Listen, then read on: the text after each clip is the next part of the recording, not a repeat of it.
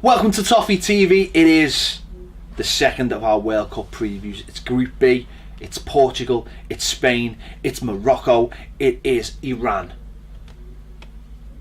Thoughts on this group, Baz? Interesting. Well, I mean, I think what is good about this group is that two of the heavyweights of the tournament face each other straight away in Portugal and Spain. Friday night, it's going to go off big time after Morocco and Iran have played the third game of the tournament Friday afternoon. It's exciting. It's a stacked group, isn't it? Let's be honest. Portugal and Spain. Obviously, Portugal, current European champions. They've got Ronnie in there. They've got a handful of household names. Ronaldo's sort of, I suppose, it is. Swan song. It's interesting, isn't it? Because we put all this pressure on Messi to win a World Cup. Got to win a World Cup. Got to win a World Cup if he wants to be considered the greatest. I don't think I've ever heard anybody say Ronaldo's got to win a World Cup. I don't think I've ever heard that. But the people put him in the same boat. Some people do. Some people say he's the greatest. No, I know, but I think in a general, more rounder conversation, I think Messi's compared to Maradona and Pele for his dribbling antics and his goals and stuff. His dribbling ability, rather, and his goals and stuff. Whereas Ronaldo, I don't think that. I think people think he's a fantastic footballer. I don't know whether he's actually put in that bracket with Pele and with Maradona. I don't. No, I don't. But then some people do seem. Well, people do. People will say that. But Messi's won the Copa America, I think, hasn't he? Oh, he has, to be honest. Sure, he has. If he did, that would be the equivalent of what Ronaldo's won. So, it's the same argument for Ronaldo, surely. If he's to. But it's his last. It's probably going to be his last World Cup. Yeah. Well, he's 33, and it probably is actually. It's not. He's past his peak, isn't he? He's past his best. But then, the way the World Cup is sort of. Go back 2 years to the Euros. No one expected them to win. No. They got beat by Iceland. Just made it out the group, and yet went on and win it. And he didn't even play the full game in the final. He played first 20 minutes and then went off injured. And coached the team. Attacked by moths, if you remember rightly. And then coached the team basically. Didn't see Salah doing that. Adair scored the winner in that. He was bang average at Swansea. So I don't know. I don't know whether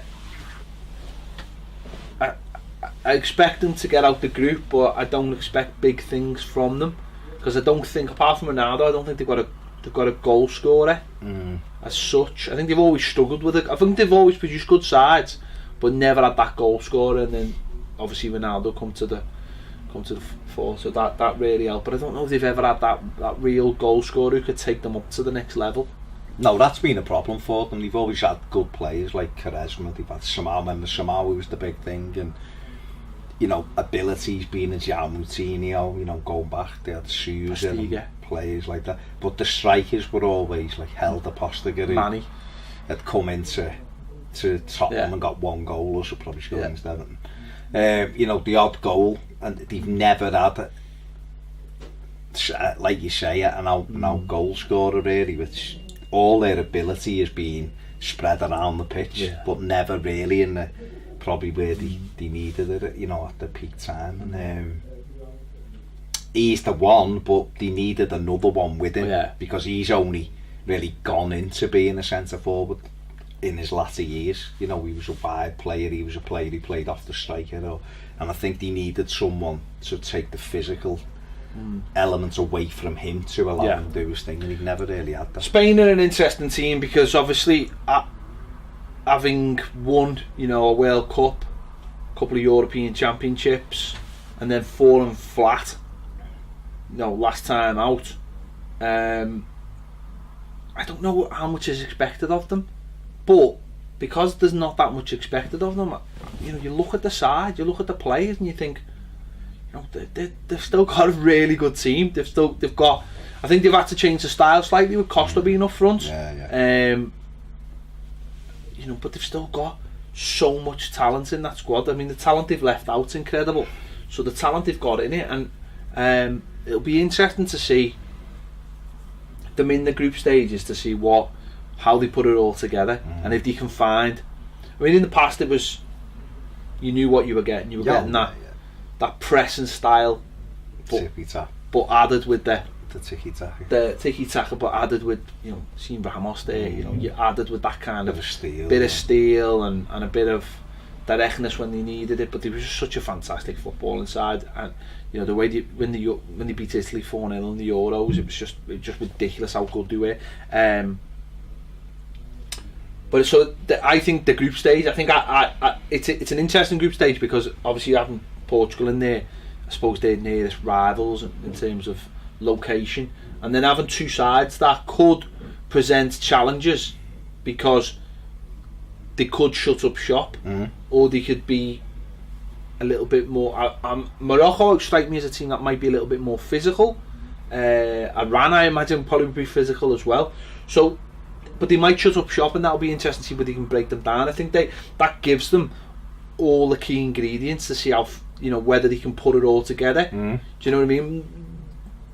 I think that's better than having a group where it's like easy, because only you ever find anything out about yourselves if it's easy. I mean, to be fair, I don't think you get easy games at this level anyway. No, the groups, you see groups and you go, that's a comfortable group, and the games don't always pan out exactly how you'd expect to, you know. I think Spain, you're right, they were outstanding in the 08. Yeah. You know, when they won the World Cup in 10 and the Euros again in 12. You know, that team was just absolutely brilliant. You know, and they were always I wouldn't say the butt of the jokes, but they've got no bottle, they can't put it together. They've got talented players, and then it clicked in 08, and they went on and on and on, and they have had to change the way they play now. They've got a wealth of talent.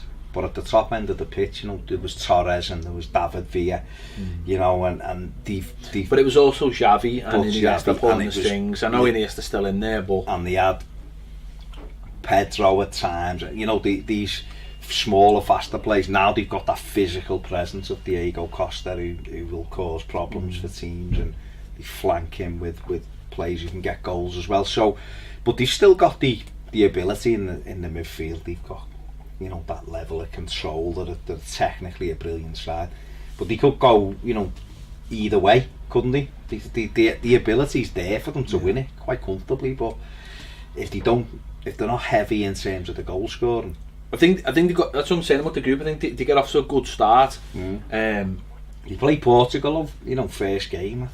In some respects, that's a good thing, but in other respects, if they were to lose the game, you know, pressure on them. They're going up against Iran, who broke the record for 12 consecutive clean sheets in qualifying. So they're quite. No, that's wrong. It was North Korea who broke the. Was it? Yeah. Their record. Theirs unbelievable. They've never lost a game. Never lost a game. Won every World Cup apparently, according to Kim Jong Un.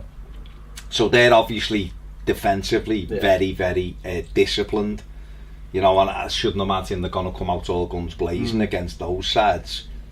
You know, they probably look and think 5 points could get us out the group here, and they made their first game against Morocco. Well, that's what's interesting for the flip side of those two. It's those two, because again, when we spoke about Group A and the way that panned out, this is similar. You know, Morocco and Iran.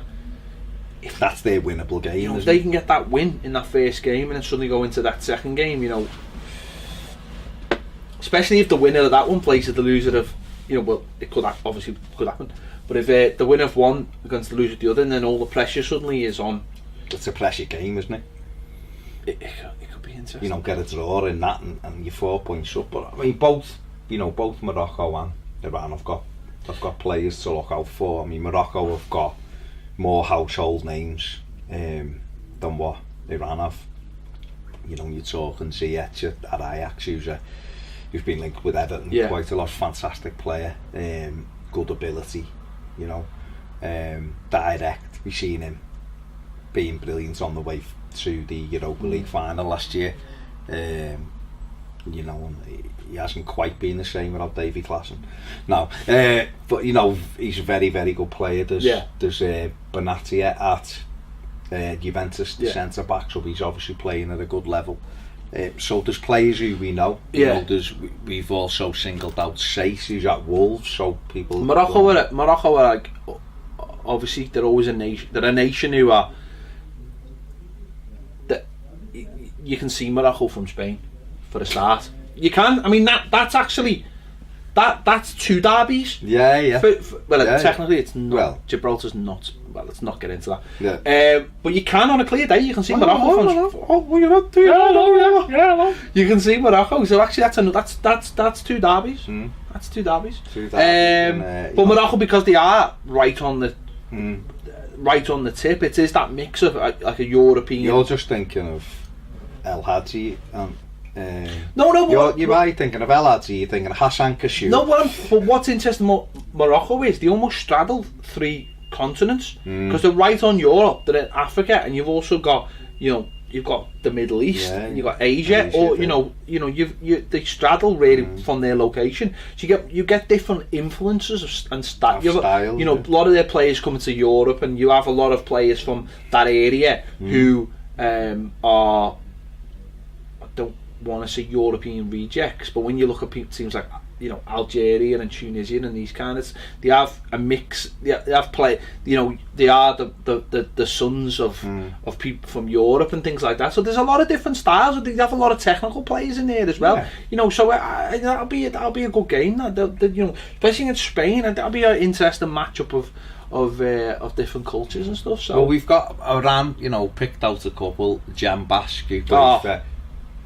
Believes broke the record for an African player in Europe. I think it is 21 goals last season for AZ. No, it's not. It's Kim Jong-un again. Again, you're right. Yeah, he scored 21 goals for AZ in the Eredivisie, and there's also Taremi, who's got 11 and 25 at international level, but he's a bit of a hothead. But he's a very, very good player, quick. And there's Godas, who played against Arsenal for Osterund, who's very good as well. So they've got players that can hurt you, but I expect Iran to be more disciplined than what Morocco will be in terms of start from the defensive point of view, keep it tight. But the interesting thing is, like you said, is the key games are almost the first game. You've got to be brave, haven't you, in your first game, because a draw for both of them, although they say never lose your first game in these tournaments, when your next 2 games are Portugal and Spain, you've got to be brave, because if you can get the win, like you said, because we've seen teams do that. I think New Zealand did it 4 years ago, didn't they? They went out the tournament undefeated. 3 draws. 3 draws. It's nothing. You win the game, you've got the 3 points. No. If whoever win, if you can win that opening game, essentially you can nick a point off both of those. You're through. 5 points, you're through. So I think anyway. I know Spain and Portugal quite easily beat both of them and have 6, but you're giving yourself a good chance with the 5 points, aren't you? So who knows? Yeah, it looks like a good group. One of the obviously starts on the Friday, 15th of June. So yeah, 2 key games. It's the key games in the group. The opening game. It's fascinating. Yeah, fascinating. First day of Group B. There you have it. There you go. Group B sorted. Let us know your thoughts in the comments if you have any thoughts. Is there anyone we missed out? Any names that we should be talking about? Who is going to be the star man for each of these teams? Let us know your thoughts in the comments. Useless fact: Morocco manager managed Cambridge United for 25 games in 2004. There you go. Before he was sacked. No, Kim Jong-un done it again, didn't he? And took into the Premier League. Sorry, mate. Won the Premier League twice. Yeah. Unbeaten. Yeah. See you later.